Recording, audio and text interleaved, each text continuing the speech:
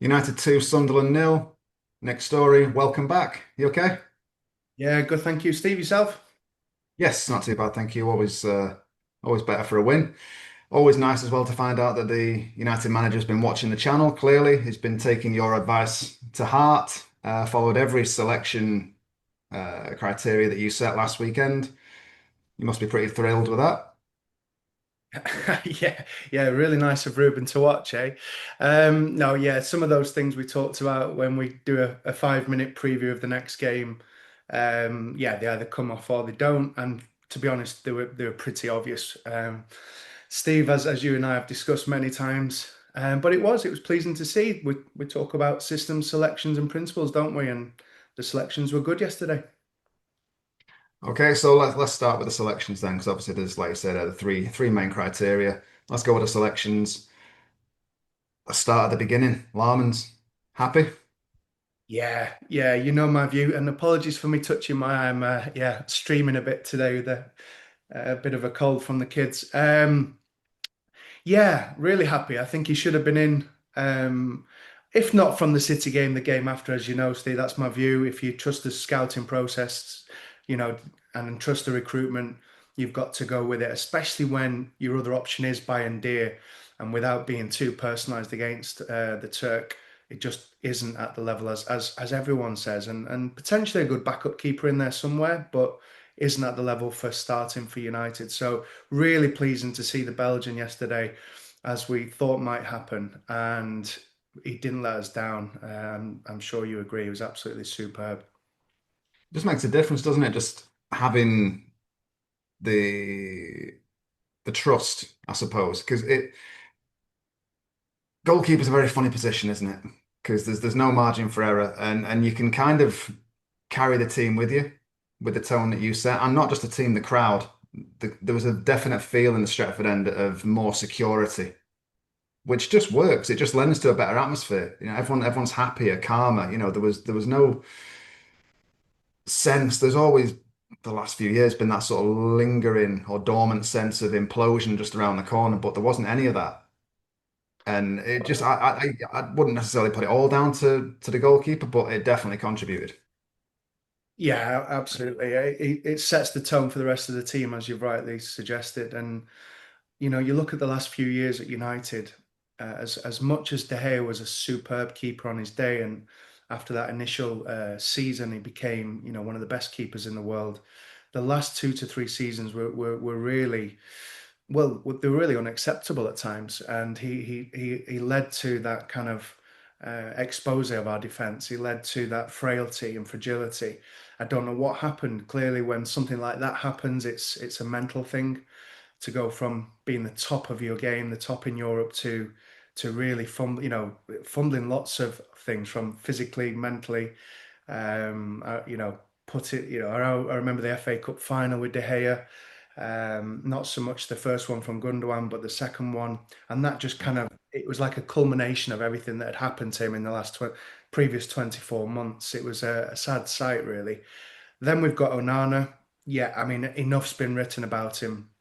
But the one thing I'd say with Onana is that we didn't platform him in the same way Inter Milan did, and he wasn't the ball playing goalkeeper that we thought he was, or wasn't able to be. And then, like you've said many times, just that consistency, that understanding of when to come, when to stay deep. He was constantly sat in his 6 yard box. He's constantly parrying it out to the opposition. Um, and in the end, his nerve showed. So his wonderful passing from the beginning was not evident towards the end of his career with us. And then we've got Bayern Dia. So yeah, what more can be said about the three of those? And we've just been dying out for someone to come in to set that kind of, not so much Schmeichel ethos, but that Van der Sar calmness personified. That, you know, we're going to take control of the back line. I'm going to be communicating. How many times did we see yesterday Le Mans really talking to his back line? There was some Schmeichel-like anger in there at times as well, when forwards weren't closed down quick enough. And it was just great to see. And, first thing that stood out for me, as we've seen on the videos, was his kicking. It was right foot, left foot. It was long, short. We'll talk a lot about his long balls in a minute, I'm sure, but each one was with precision, accurate. He knew when to loft it. He knew when to drive the ball low. He knew when to ping it out to the touch line. So really pleasing debut, and one I wasn't surprised at. And we said earlier in the season, if he continues to pick Bayern D, it'll be the death of Amorim. And it wasn't us trolling, it wasn't us being dramatic. It was actually just factual, but based on what we're seeing. You look at the Brentford goals, he's involved in all three. You look at the wonderful mid-net lob that finishes that game. You look at the Arsenal goal where he's unable to collect the 4 or 5 corners in a row at Fulham where they nearly score every single time. So these things are not meant to sound dramatic, but Lammens should have started a bit earlier, and he has done now, and that was a really pleasing debut for him. You talk about the way that Anana was platformed, and it's obviously it's only one game, and I would say there's the caveat that this isn't, the United team aren't where Amorim wants them to be, obviously. So it's not the finished product as a collective. But in the long run, where would you imagine, what kind of goalkeeper do you think Lammens will be platformed as? Is it ball playing? Is it, the sort of shot stopping, which we know he's very good at from the stats? What do you envisage, and what do you want? What I want is the ball playing goalkeeper, and it doesn't have to be your kind of Raya-esque goalkeeper or Ter Stegen at Barca in previous seasons. It can just be the fact that we're playing out a little bit more. There's been a shift definitely from Amorim this season to go more direct from the goalkeeper. We'll come on to what that means for the defense later.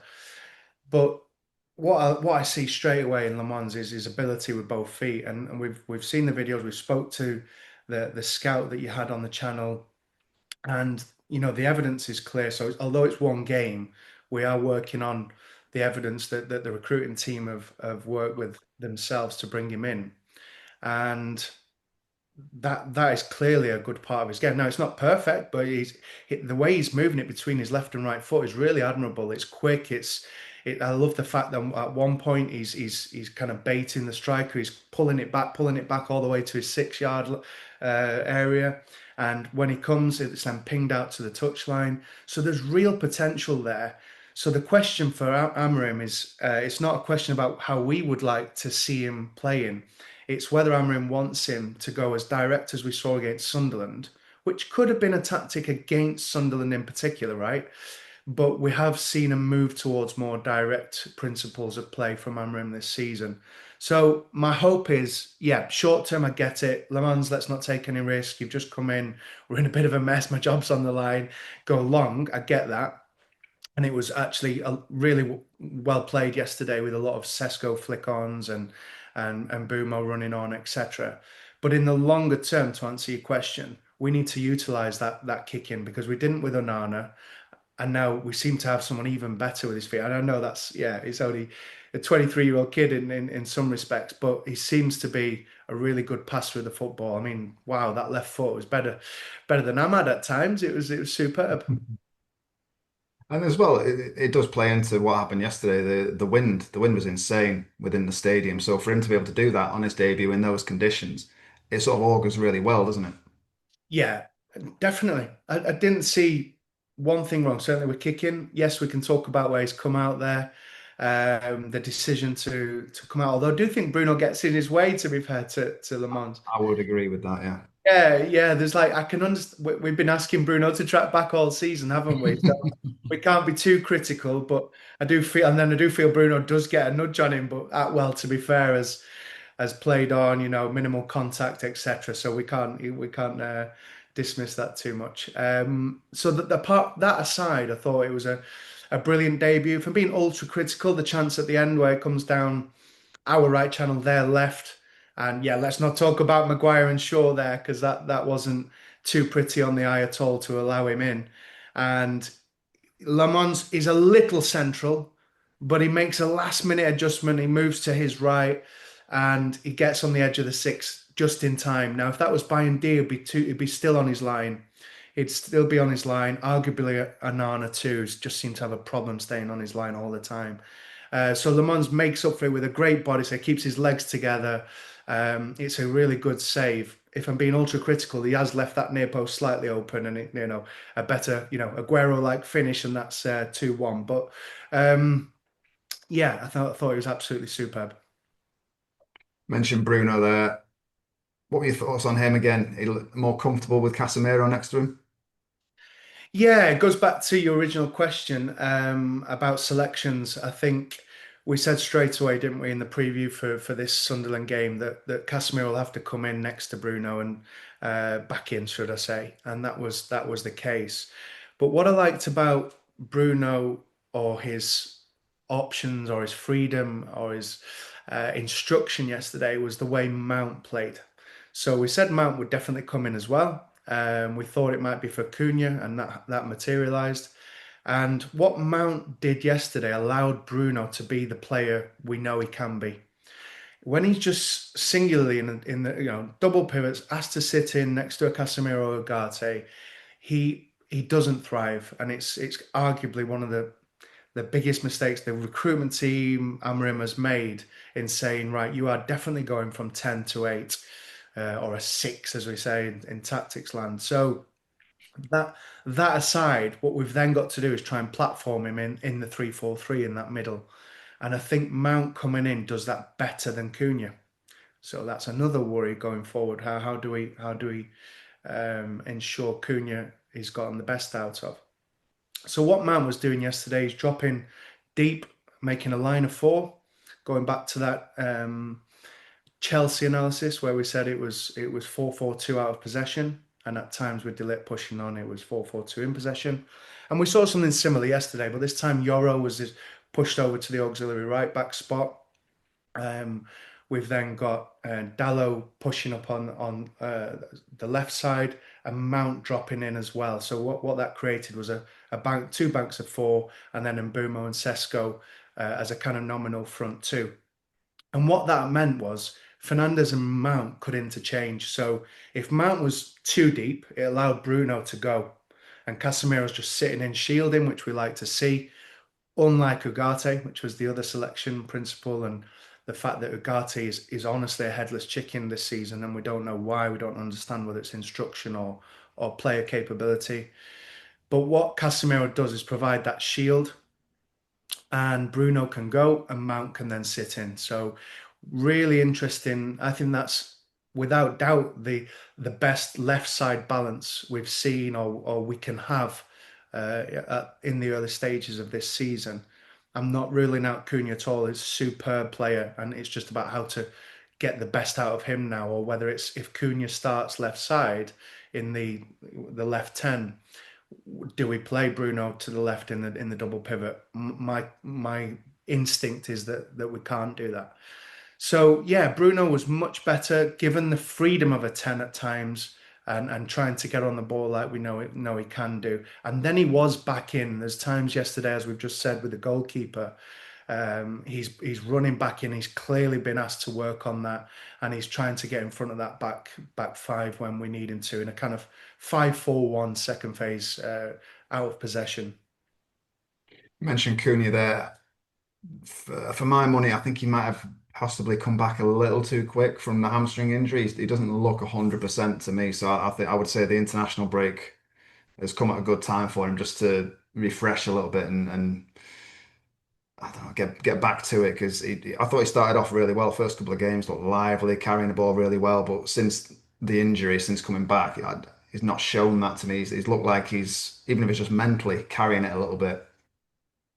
Yeah, yeah, for sure. This all plays a part, doesn't it? And we said pre-season, when he was dropping deep, getting it in that left channel and then driving forward, it was, gigs like at times. He was flying through the middle and working left to centre.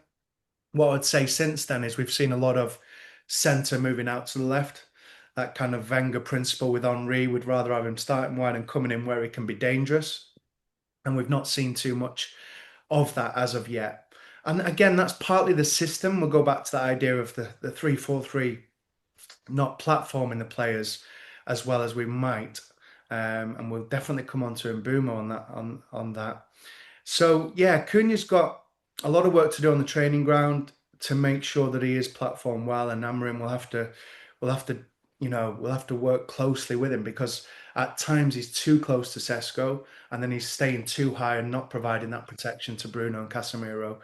So yeah, that'll be interesting to see. It'll be interesting, but this is why a 4-3-3 works. 4-3-3 would have either Cunha left central midfield, with Casemiro sitting, or from that left side in a front three, and it makes it completely different because he's receiving the ball later and in wider areas, and then once you're in the final third, you can weave your magic. And at the moment, both he and Mbeumo are receiving it a little too deep because we're asking the tens to come in to create that five once we've lost the ball in the first phase.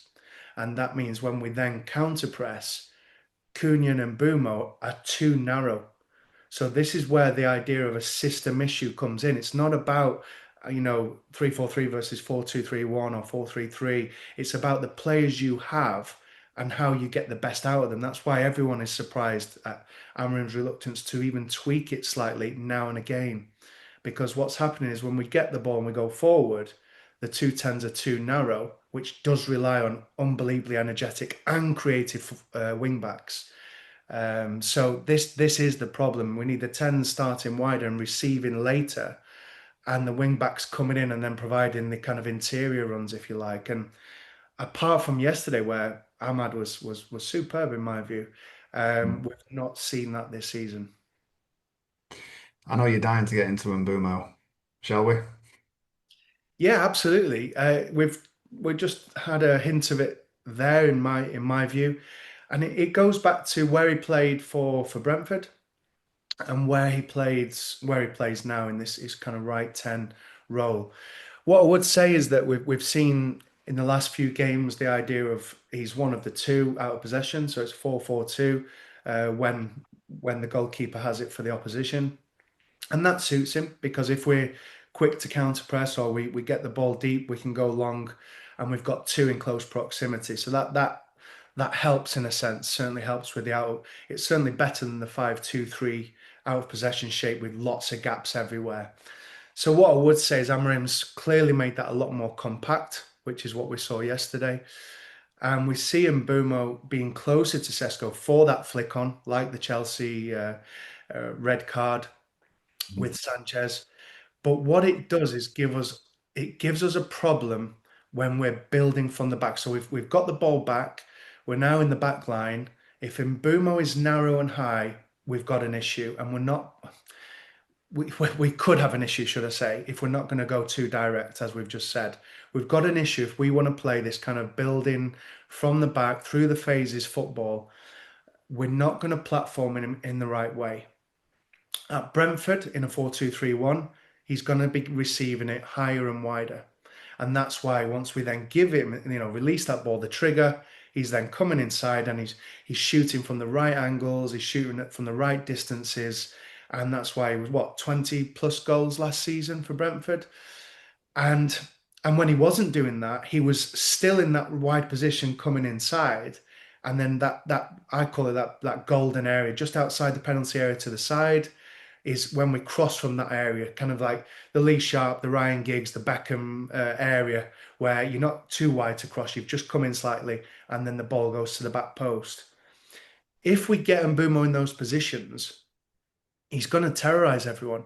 But at the moment, he's not doing. So what's happening is he's getting the ball too narrow, too early, because he's being asked to drop in for a certain shape out of possession for Ruben. And then he's almost rushing it. So there's three occasions that jump out yesterday, one in the first half and two in the second half. The first half is a lovely bit of play, and the ball comes out to Mbeumo. He's kind of 10 yards outside the penalty area, interior right side. We've got Ahmad going down the outside. We've got Yoro as well coming and joining, and he goes inside and he shoots. It goes just wide. So you could say, okay, not a bad effort. That's what Mbeumo does. We want more shots on goal since the catastrophe last season of not just Højlund, but the Antonys, Sanchos, even Rashford at times, who I like as a player, and I'm glad to see doing well. Um, but so I get the idea and the onus behind this shoot on sight at times. But then it happens again and again, and this is what's happening in recent games with Mbeumo. And I think what it is not so much a form issue, or certainly not a laziness issue or a mentality issue. It's purely a platforming and a coaching issue. So if he's receiving wider and later, then we're going to see coming in. And then if Ahmad does the decoy run or Dallo, then he can either cross or he can get closer and inside the area to have a shot. And what we're seeing is a bit more rushed attempts from Mbeumo. Then when he's getting it too deep and narrow, he's not quite got the eye for the through ball. He's not got that yet. He's still young. There's not the Cunha-like fluidity to his passing. And we see that twice in the second half. We see the one on about 65 minutes. He gets the ball in a good position just beyond the halfway line. That was nicked perfectly by Ahmad, who I thought he does that so well, and given to Mbeumo straight away just beyond the halfway line. Sesko makes a wonderful run with Ballard jockeying and worried about Sesko's run. And instead of playing it this side of the centre, he's tried to play it directly into Sesko's feet. And really, the ball is, the commentators talked, and Rooney talked about playing in Ahmad there. That's not the pass. The pass is to Sesko, but it's where you play that pass. It's just a simple just a through ball to the right side, so to Ballard's left. And Sesko's one-on-one with the keeper, and we know what Sesko's like in one-on-one scenarios. So that was the first one, and he's platformed to play through balls, and he's not good at them. He's certainly not good at them in the macro, in the kind of part of his armory, shall we say. And then there's the second one about 10 minutes later, a lovely kind of fluid movement again that gets us into that position. This time, I think he gets it brilliantly. There's more of a horizontal pass to him. He's on the edge of the D. Great, great touch control.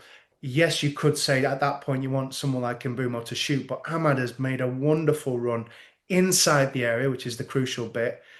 Mbeumo's just on the outside. All he needs to do is lay Ahmad in. Again, another goal or another high chance of a goal. And he elects to shoot, and then it was blocked. So Mbeumo, yes, wonderful player. There's a danger that we've bigged him up a little too much too early. I love him, and I'm glad we signed him. I wanted him or Semenyo. I've been raving about Semenyo for years because of his defensive capabilities and his really wonderful decision making on when to shoot. But Mbeumo offers something slightly different to Semenyo too, so I was happy with that. He's got the crossing ability. So we've only platformed him yesterday for 2 crosses. So he's made 2 crosses, 2 really good crosses. I think one Sesko gets a header, one we're just unlucky at the back post. But we need to be platforming better to get 6, 7 crosses. We said that about Fernandes last year when he drifts into that left 10 and just outside on the corner of the penalty area. That's where Bruno comes alive with his Beckham-like crosses. And likewise, Mbeumo from the right side. So we're platforming too deep, too early. He's not good at the through ball. He needs to be wider, and then it'll stop him shooting on sight, and it'll make sure that he's getting, tangible, thought about crosses and build up play into his game. You mentioned Sesko there. That's 2 goals in 2 games. Obviously, he's settling in. He's looking sharper and fitter and better with every game, I would say. But also, in terms of systemic issues that we had last season, if you're number 9 scoring, then the plan is kind of working, isn't it? In a very loose sense. Yeah, definitely. It's pleasing to see the 2 consecutive goals. Once we get those build-up patterns correct, and the ball coming in from the right kind of angle, from right periods of play and the right passages of play, he's clearly going to work wonders. I can't tell you how many levels above Højlund he is, and that's regardless of whether Højlund becomes fantastic in the future, and I hope for the lad he is. But as we said in the pre-season review, we can't take a chance on a 3rd season of a young striker, whether he will play well or not, or whether he will be on to score consistently for Manchester United and not have these 16-game barren spells. So it was the right recruitment. It seems to be the right signing from all the evidence we see.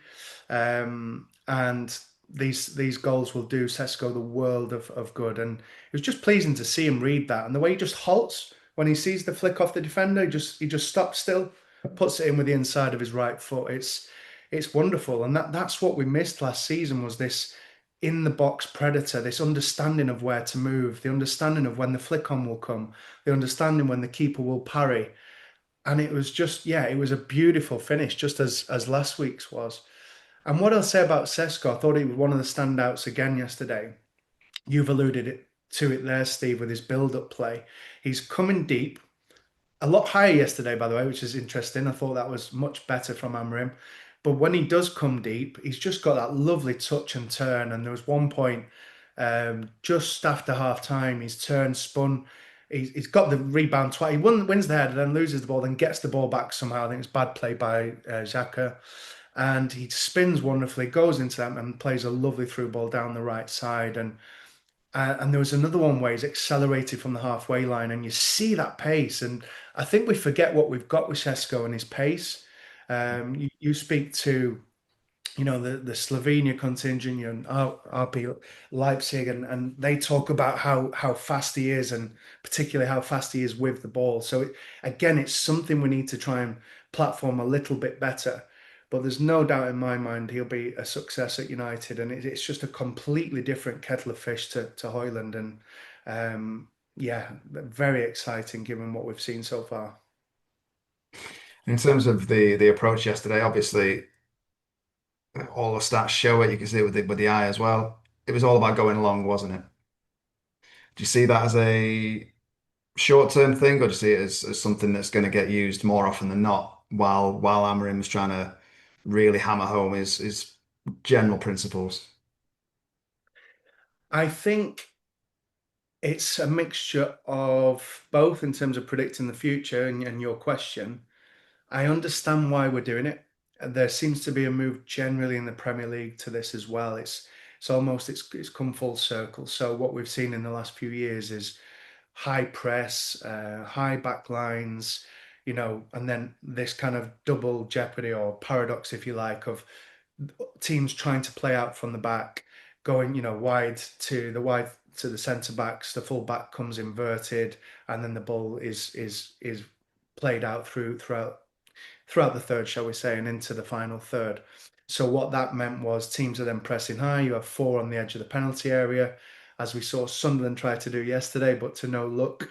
And then what happens then is you're either making these silly errors and it's leading to goals or goal scoring opportunities, or the play out is so good that you've then left four of the opposition players staying high, and you've got in behind in the space. So it's a catch-22 with this one. So now there's no surprise for me to see more teams, including City, including Arsenal. I've seen it with Raya much more this season when he receives the ball or he's playing out from the back, and it's going long, it's going direct.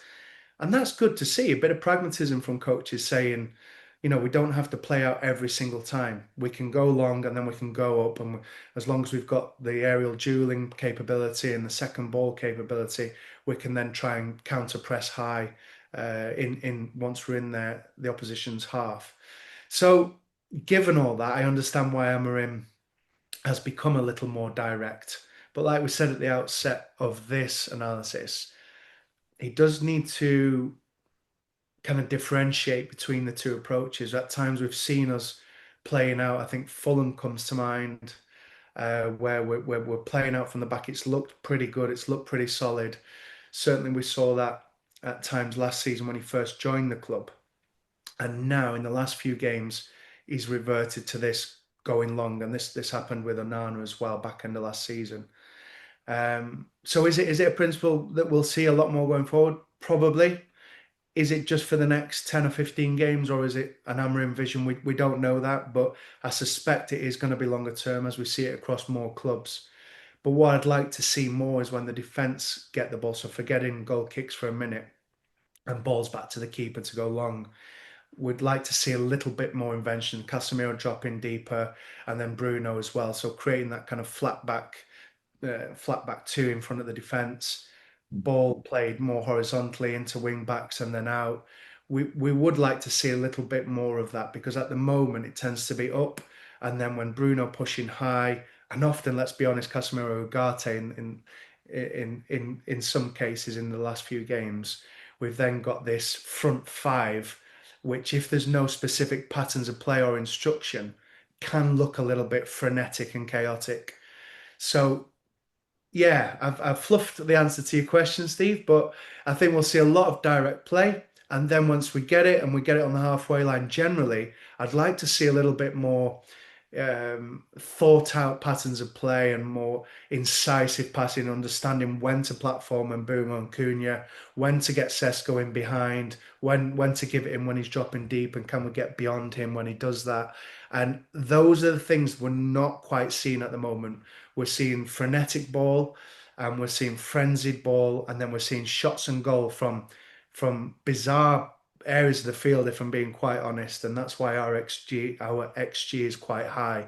So we need to make that a bit more principled, a bit more specific, and then what we might see is an explosion. Let's hope it is the case that we see that. But those are the things we're unsure about with Amarim's system at the moment. It's what comes first, though, isn't it? I suppose because you need the right learning environment to be able to get that nuance in the games, and the way to get that is to get the results in the games first. So it's sacrifice, isn't it, to get those wins, to build some momentum, and then you will just, I would say, naturally just have more buy-in from the players, more listening, and again a better environment for the coaching to stick. You would hope. Yep, yeah, like I say, chicken and egg scenario, and he does need wins, doesn't he? Was that the 10th overall yesterday? And he needs that win percentage to go above 30% and then above 40%. And he needs to get those wins for confidence in the team and his coaching staff, and then one thing leads to the other. But we can only speak about the evidence so far, and so far we see some solid performances followed by some absolutely abject performances, and that's the consistency issue that he has. And yeah, only time will tell, Steve, whether we get there. I thought Sunderland were pretty poor yesterday. They had to change their system to the back five pretty well, 30 odd minutes in. Saka drops deeper, Ballard comes into the back five, Lefay then drops into central midfield. And it was a bit, they thought they'd come to Old Trafford with a bit more to offer, realised they couldn't pin our wide centre backs, realised that Ahmad and Dallo were starting a lot higher, which was really pleasing to see. Mount's role made us a lot more compact out of possession, and they just kind of crumbled a bit.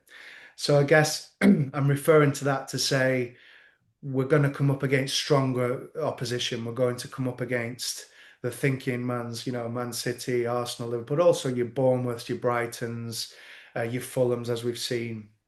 And Amarim is can use this as a building block, 100%. A solid building block yesterday, before the international break. But there's still a few question marks as to the haphazard nature and when we're platforming certain players, and that's something that has to come sooner than later for his sake, but for us sake, fans watching the game. Just to kind of deviate back to something you said there about the win ratio.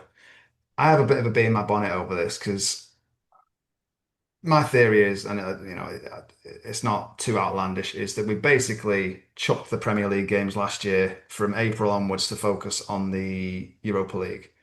Now, if you look at, I think it's 10 games between the start of April, which was Forest away, and the Europa League final, and it was drew two, lost eight in those games. Whereas in Europe, they were winning all the time. And I know it's slower, it's easier because it's not the Premier League. Premier League is, you know, I don't want to say it's a harder competition than Europe. Well, it's definitely a harder competition than the Europa League, not the Champions League, but the Europa League. So those numbers, which are, it's 0% win ratio out of 10 games. It's a horrible sample, isn't it? It's just horrible.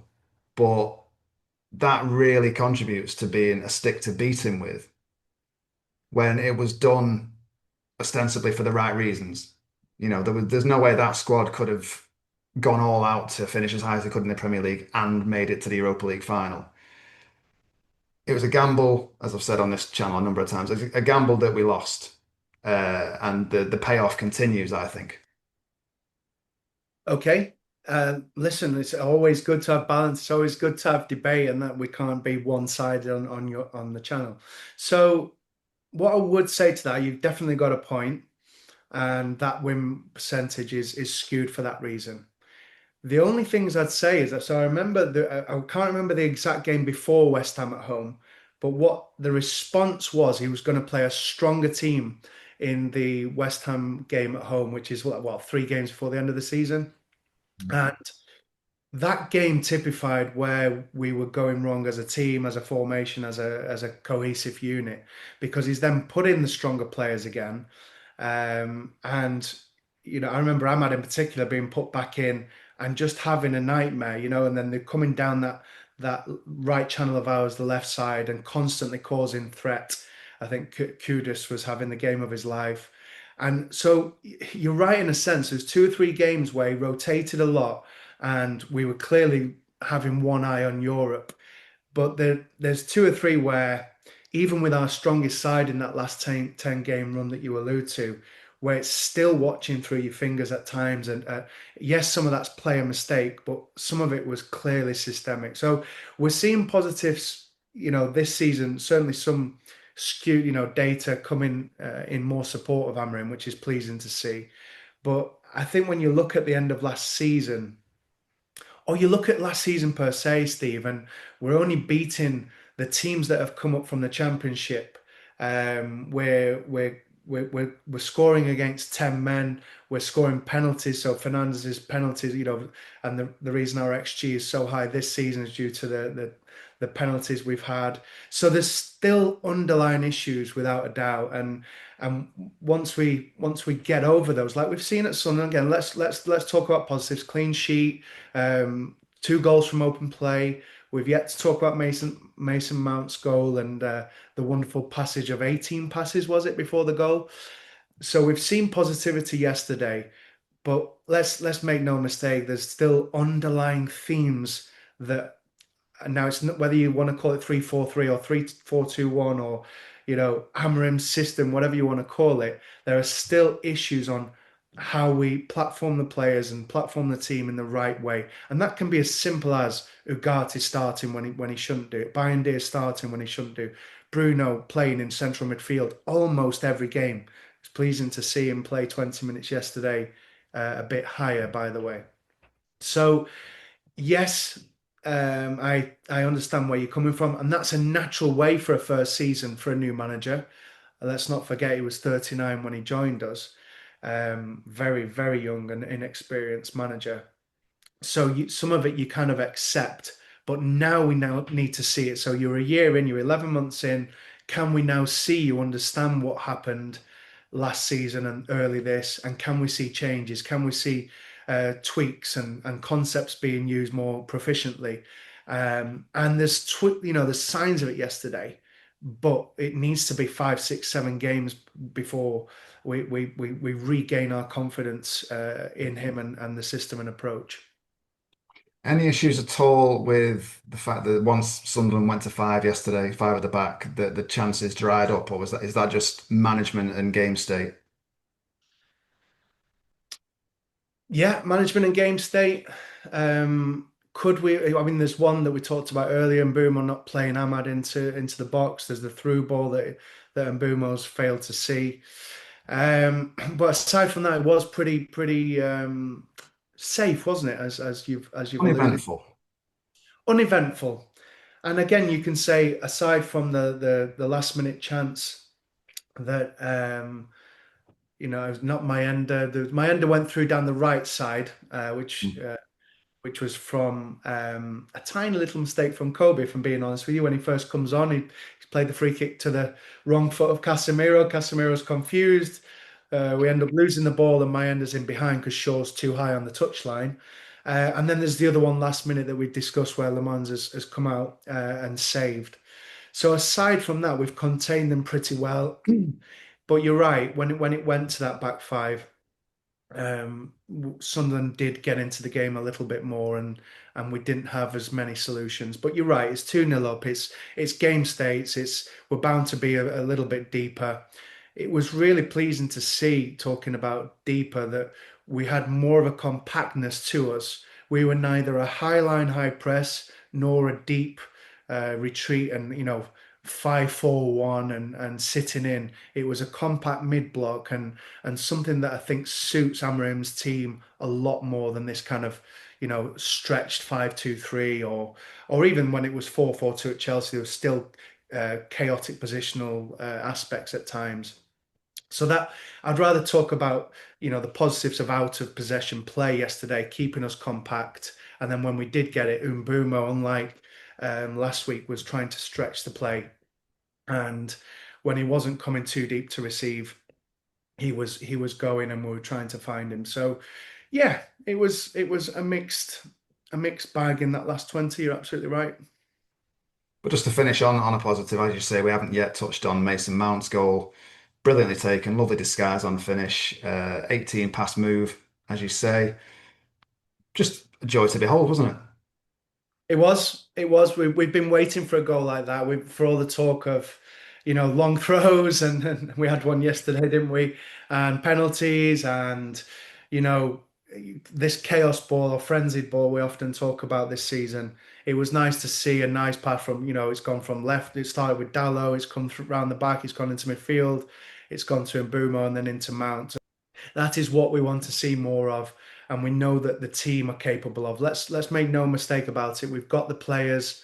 I don't buy this idea that the players are not there. Yes, you would change two or three right away. Buying Ugarte, maybe even Dallo for his lack of thinking at times. We still need a solid central centre back in your Saliba, your Van Dijk, your Rio Vidic mode. But it was pleasing to see us play and that wonderful finish, as you've said, a very clever player, Mount. Our issues in pre-season with Mount were, well, we said how wonderful he was, but our issues that we foresaw with him were purely from an injury perspective. And when Amarim played him 5 times in a row, aside from the Grimsby game, we knew that breakdown would come, and long and behold, it came.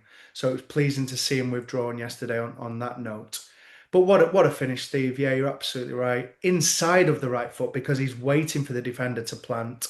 He's not just swung the laces volley at it. He's waited and then he's hooked it with the inside of his right foot on the half volley, if you like, and placed it with a volley, which is, yeah, takes some doing to do that. So really calm and composed finish and really pleasing to see from Mount. And like we said earlier, the way he plays, dropping in, allowing Bruno to go, um, was wonderful to see. And I think kudos to him and Sesko and Ahmad in particular. I want to shout out for yesterday because he's been given a lot of stick in recent times for his lack of defensive capability.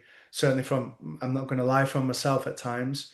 But yesterday was more once he had that compact interior position in retreat, and then when he got wide, when we got the ball and nicking the play off either a dinger or going against Hume, I thought he was a real threat all day, and it was more to do with where he was platformed and that link with Mbeumo, which was why we saw what we saw from him. And that's I'd love to see that more often, to be fair. And Dallo either shifted to that left side or not involved, and seeing more of Ahmad in that position.